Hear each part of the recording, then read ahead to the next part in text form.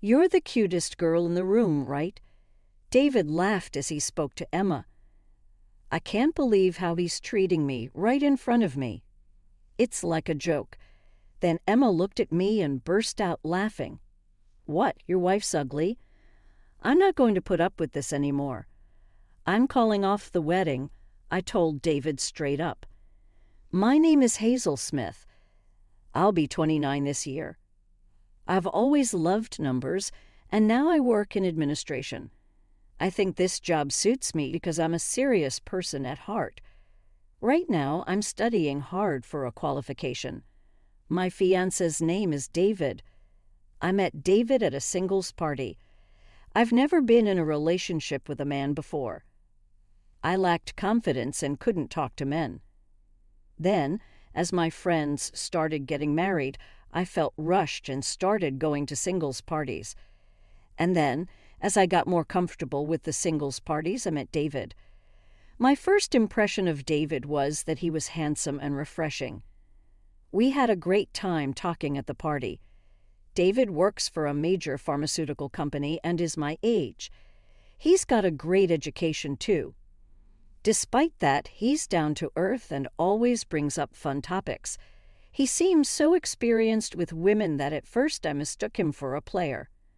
But ultimately, David and I became a couple. I was shocked that I could be with David. I couldn't believe that someone as amazing as him chose me. I must have used up all my luck and love when we became a couple.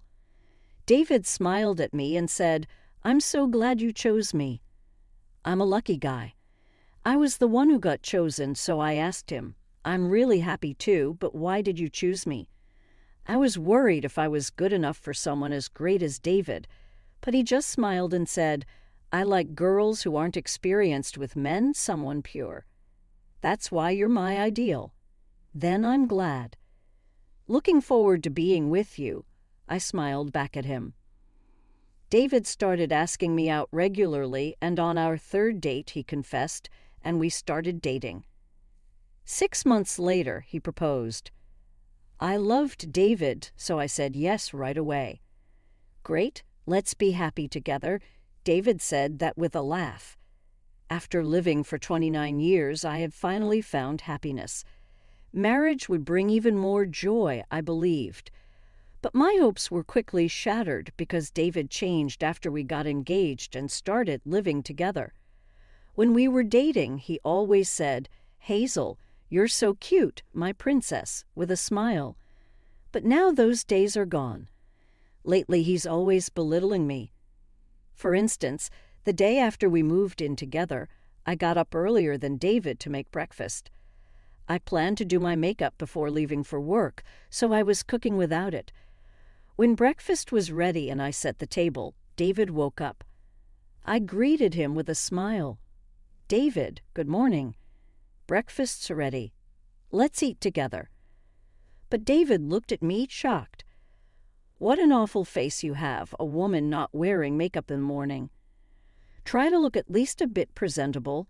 David yelled and scowled as if he saw something disgusting. I retorted in a panic, "I was going to do my makeup later." "Isn't that too harsh to say? You used to call me cute." I was shocked by David's words, but he just smirked and added insult to injury.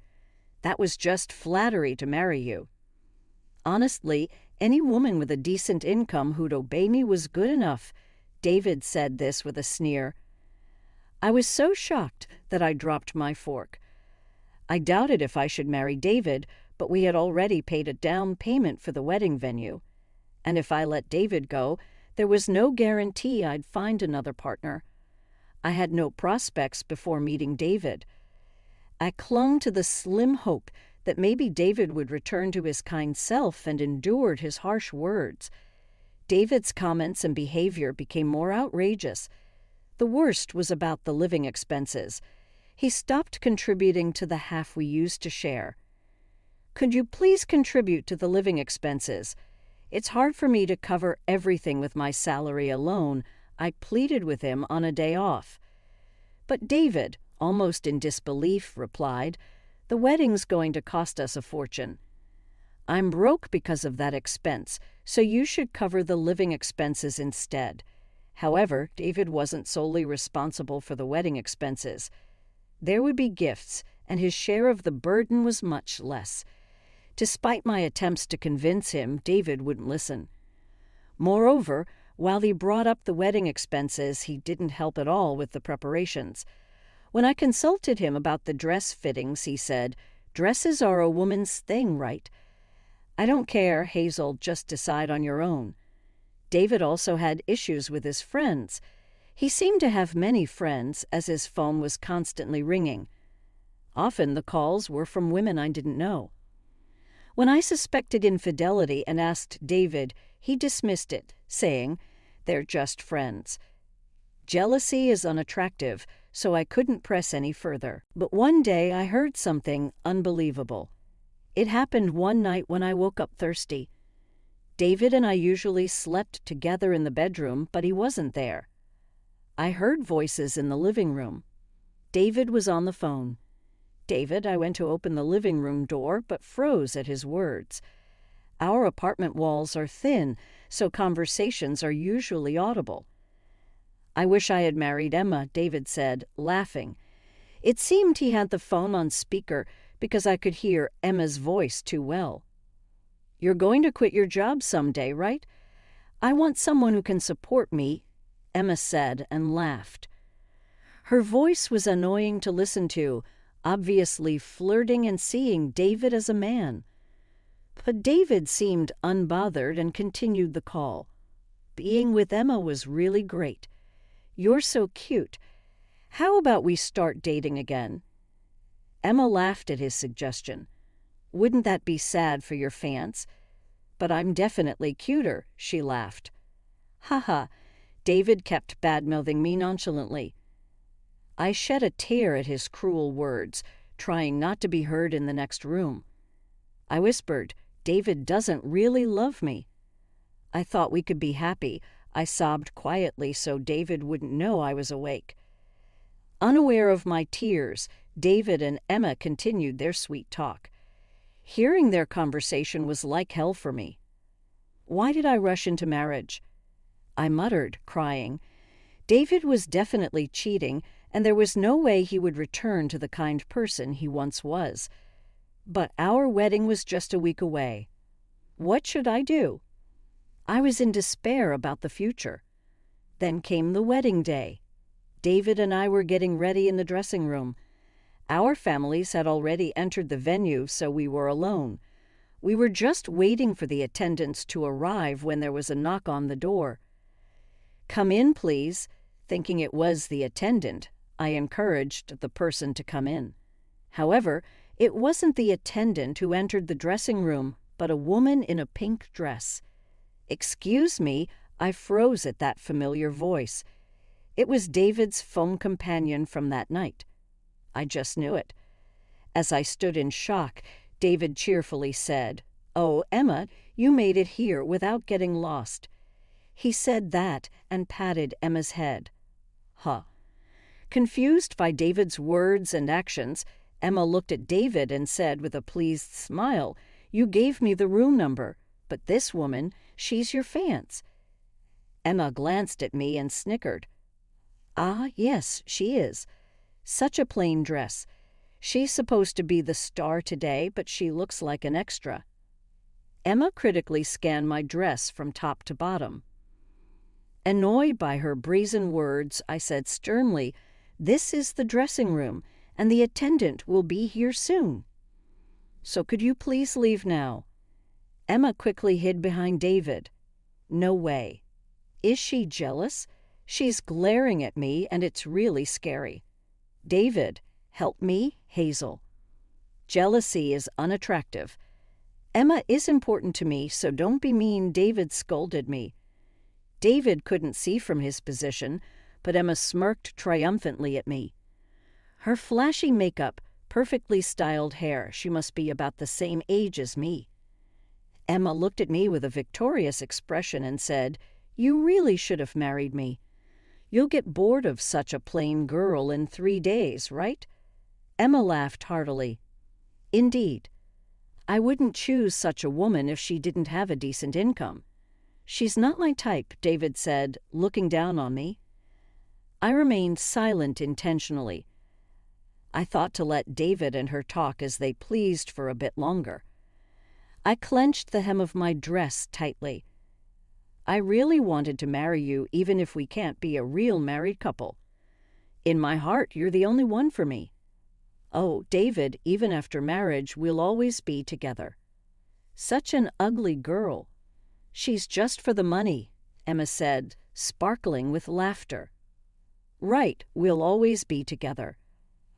I'll quit my job and live off Hazel's money with you. David made an outrageous suggestion. At this point, I was about to explode with anger. What do they think I am? But neither David nor Emma noticed my anger. David, you're so mean to your wife. Are you suggesting that because I'm cuter? Emma asked David with puppy eyes. David nodded as if it were obvious. You're the cutest girl in the room, right, Emma? What do you think about Hazel's face? David asked Emma, grinning from ear to ear. They treated me like this right in front of me. It seemed like a complete joke. Then Emma looked at me and burst out laughing. Oh, your wife's ugly, Emma said. Then she continued, marrying such an ugly woman, David's got it rough. I'll be his emotional wife and comfort him. Emma said this with a condescending laugh. Right, that's true. David laughed uproariously. I couldn't stand it anymore. I'm calling off the wedding, I said to David. David, not taking me seriously, laughed. If you call off the wedding now, you'll be single forever, you know, because you're so hopelessly ugly. Emma, too, was holding her stomach, laughing hysterically. David, you're too honest. I'm laughing so hard it hurts. After his burst of laughter, David said, you should be thankful you're even getting married to someone like me. You'll be funding my life forever. Anger boiled up inside me. I was furious at myself for not realizing what kind of person he was before getting married. I clenched my fists. Emma, still laughing, said, it's about to start, right? I need to eat my share of the wedding feast, so I'll head to the venue first, and left the room. Shortly after, the attendants arrived. It seemed like they hadn't heard any of the conversation in the dressing room as they briskly prepared us for the wedding, offering congratulations. They began explaining the wedding ceremony. David and I had chosen a restaurant wedding, so it would start directly with the reception. According to the attendants, we just had to follow the MC's instructions. I listened quietly to their explanation. David, oblivious, cheerfully said to me, once the wedding's over and we're registered, we'll be husband and wife. Your appearance is disappointing, but I'll put up with it. Emma's there anyway. I ignored David's remark. I had no intention of listening to him anymore. I was done with this man. David kept saying, hey, respond, but I remained unresponsive. All that was left was to get my revenge and make David and his crew regret everything. I was fueled by a sense of mission. Then David and I entered the wedding venue. The unaware attendees applauded generously. Of course, Emma was among them, smirking nastily. We took our seats, and the MC began the proceedings. Let's begin with the vows. We'll have both the bride and groom pledge their love. First, let's hear from the groom. Amidst thunderous applause, David said, I'm delighted to marry Hazel. I swear to love only Hazel for the rest of my life. David looked at me smugly. All lies. Internally, I was looking at David with cold indifference. As the applause continued, the MC continued, Thank you. Now the bride, Hazel, please respond. I ignored the MC and remained silent. The hall started to murmur. My parents and friends looked at me worriedly. Hazel, please, your response, the MC said, trying to keep the proceedings going despite the confusion. Still, I remained silent. The murmuring crowd stared at me with concern. Then, growing impatient, David snapped, "Hazel, why are you silent? Just say something already," in a harsh tone. But I stayed quiet. The atmosphere in the hall was unmistakably tense. My in-laws looked at me with puzzled expressions. It was time I had everyone's attention. I thought to myself and began to speak. Glancing sideways, I saw David, who seemed relieved that I was finally going to speak. I checked David's face and smirked. For a moment, it was too early for him to be relieved. Then I started speaking. "I will not vow to love David. I'm breaking up with him right now." As David stood there dumbfounded, I discreetly played the voice recorder at maximum volume. David and Emma's conversation filled the room. "I really wanted to marry you, even if we can't be a real married couple. You're the only one in my heart. Oh, David, even after marriage, we'll always be together. That ugly girl is just for the money." The recording of their earlier conversation in the dressing room played throughout the hall. I had been frustrated before for not having evidence of David's infidelity during his late-night calls with Emma, so I bought a voice recorder and always carried it with me. Today I had it in the dressing room and managed to record their conversation. The crowd grew even more restless. My friends glared at David with incredulous looks. My father looked like he was about to stand up and punch David any moment, held back only by my mother's desperate efforts. My mother-in-law seemed about to faint, while my father-in-law was frantically supporting her. Emma, who had been sitting with her friends at a table, was being glared at by those at the same table. She was sweating profusely, visibly uncomfortable. Meanwhile, the recording kept playing. In this tumultuous situation, David shouted in confusion, "Hazel, what are you doing? Stop that voice recorder right now." He tried to take the recorder from me, but I deftly avoided him. Then I shouted loudly, "No way. Everyone needs to know about your cheating with Emma over there." I glared at David, unable to take it anymore. Emma also yelled from her table, "You're so sneaky. Just because you get to be David's wife doesn't mean you're important. The one who really matters to David is cute little me." However, Emma's outburst only made the hall buzz with a different kind of turmoil. Everyone, regardless of age or gender, was murmuring and whispering. In this situation, Emma started to get flustered. "What's with everyone? What's going on?" I calmly told Emma, "Emma, it might seem like I'm pouring cold water on your confidence, but I think you're the ugliest person in this room." Someone burst out laughing at that. Emma's face turned bright red. "Huh. What are you talking about?" David said. "I'm the cutest. Are you blind or something?" She snapped back at me. Then scornful laughter started to leak from the crowd. Emma and David began to look puzzled. Suddenly, one of David's friends burst into laughter and yelled, "David, your taste in women is terrible. Liking a girl with a face like a panda, and she's built like one too." The whole room erupted in laughter at his comment. "What? How rude are you?" Emma yelled at David's friend, but her voice was drowned out by the laughter. Yes, Emma did look like a panda. Her makeup heavily outlined her eyes, and her small eyes indeed made her resemble a panda. Plus, her plump figure strained against her pink dress, her arms jiggling with every movement. I was worried her pink dress might burst at any moment. When I first saw Emma in the dressing room, I thought David's taste was peculiar. No wonder he called me ugly. I took the microphone from the MC. Emma called me ugly in the dressing room, but I wasn't upset at all. After all, Emma looks like a panda, and it's amusing to be insulted by a zoo animal, I spoke firmly. Chuckles erupted around the room. Emma's face was flushed with frustration. AARG. This is so annoying. She stamped her feet in anger. David was glaring at me fiercely. I sighed heavily, looking at the two of them. Cheaters like you have no right to glare at me, I struck by the truth. David and Emma fell silent. Then I addressed them. I'll make sure you two pay a hefty compensation for breaking off the engagement. As soon as they heard about compensation, David and Emma snapped back. Why should we pay anything when we're not even legally married? I'm not paying a dime. Me neither. I'm a freelancer.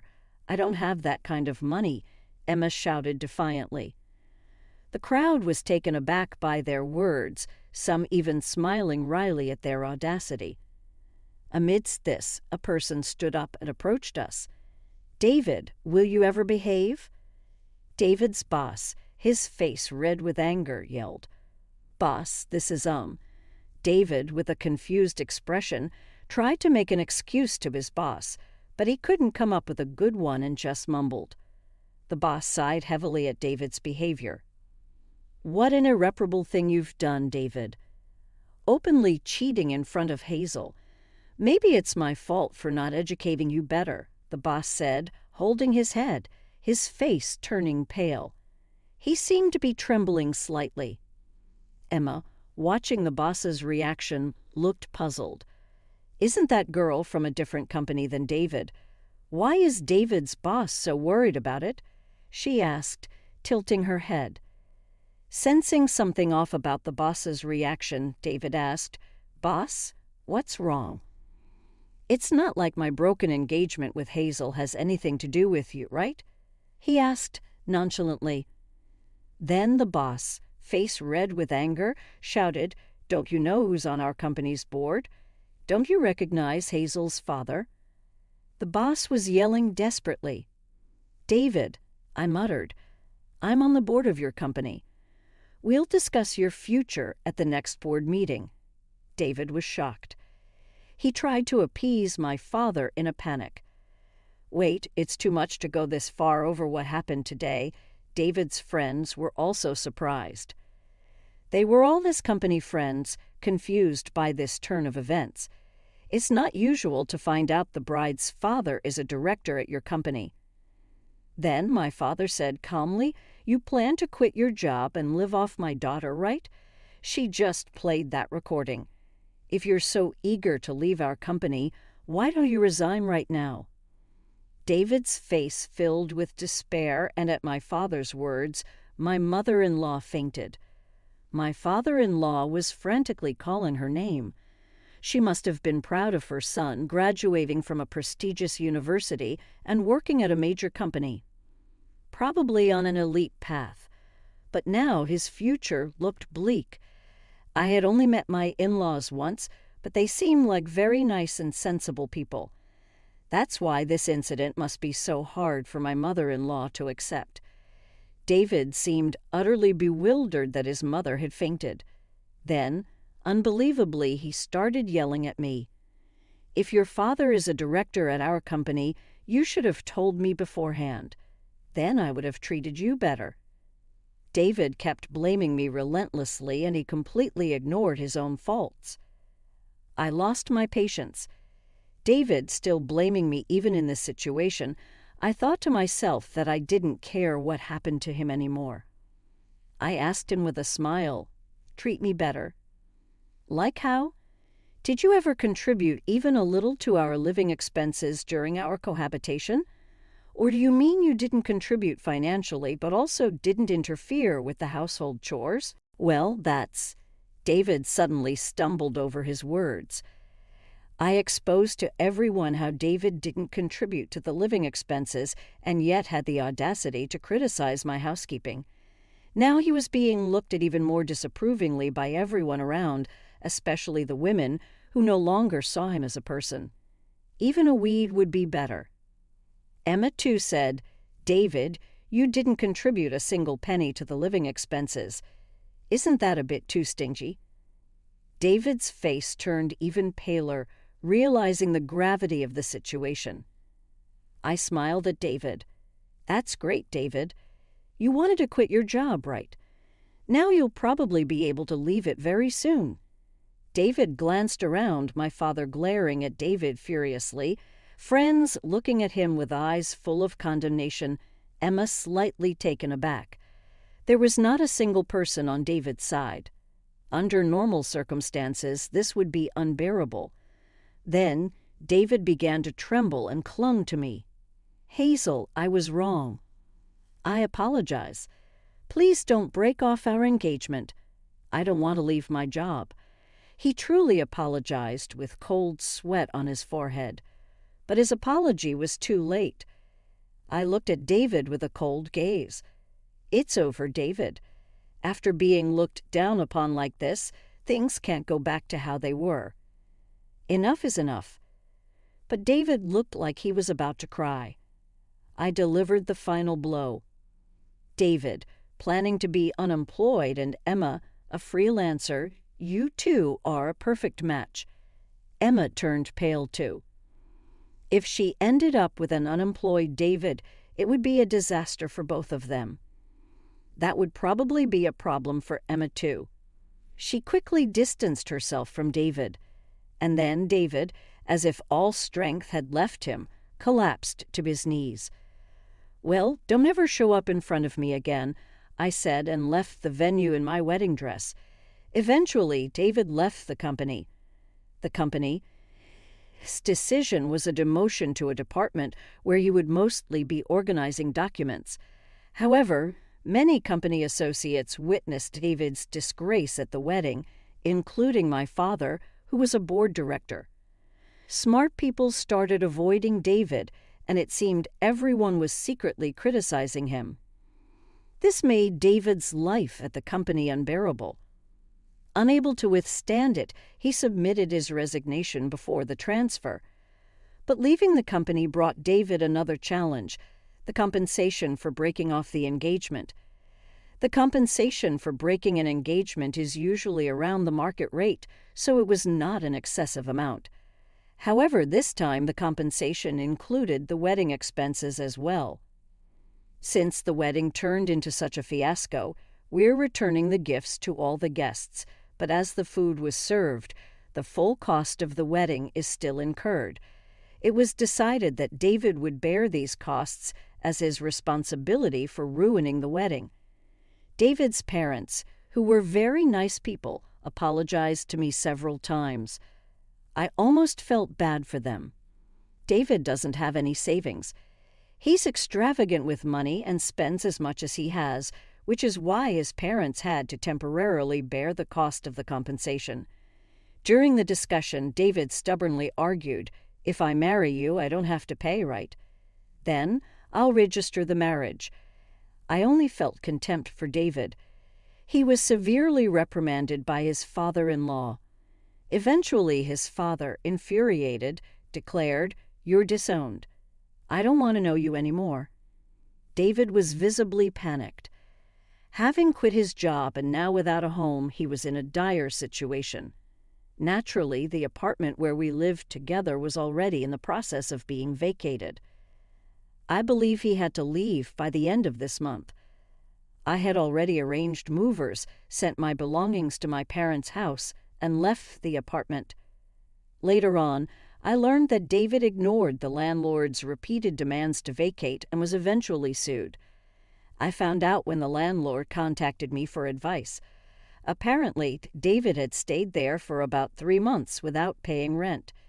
He was eventually forcibly evicted through legal proceedings.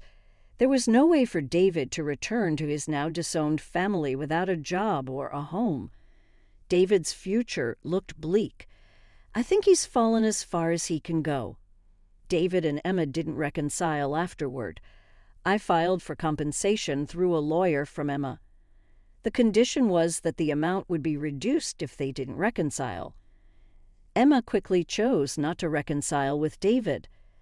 "I'm not interested in someone without money or a home," Emma declared firmly. Apparently, David reached out to her several times asking for help, but she ignored all his attempts.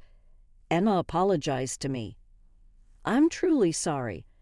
Since that wedding, everyone has been calling me Panda, and it's been very hard. I think the guests from the wedding must have spread it around. It seems that experience was a wake-up call for Emma, and she began to reflect on her actions. However, she still faced criticism from those around her.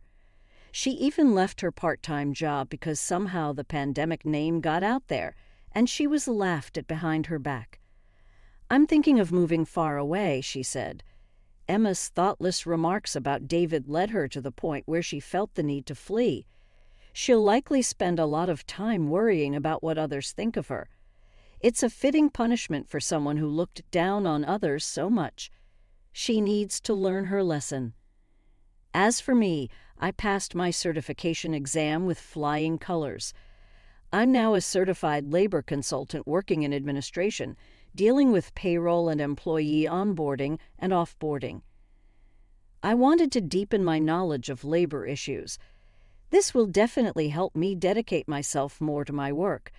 And not just in my career, but I've also taken a step forward in my love life. Actually, after that wedding, my friends started introducing me to men. I was grateful for their kindness, especially since I was done with matchmaking parties. There's one man I've gotten close to, introduced by a friend. He's 3 years older, a bit of a workaholic. He's not particularly handsome, rather plain-looking. He works in the office of a small to medium-sized business, nothing flashy.